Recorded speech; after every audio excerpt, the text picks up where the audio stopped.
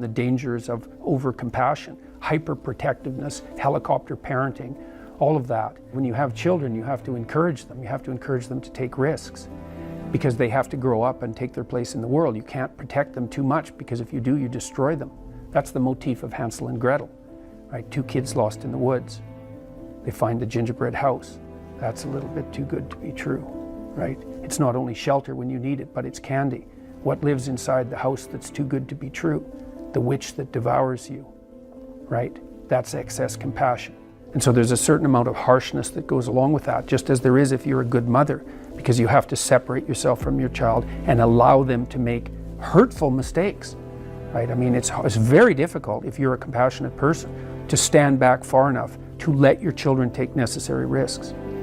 But one thing I'm not getting, there's a big difference between letting people do something for themselves and saying men should be dangerous. By dangerous, that implies I should be ready to threaten someone, to hurt somebody. No, you should be capable of it. But that doesn't mean you should use it. There's nothing to you otherwise. Like if you're not a formidable force, there's no morality in your self-control. If you're incapable of violence, not being violent isn't a virtue. People who teach martial arts know this full well, right?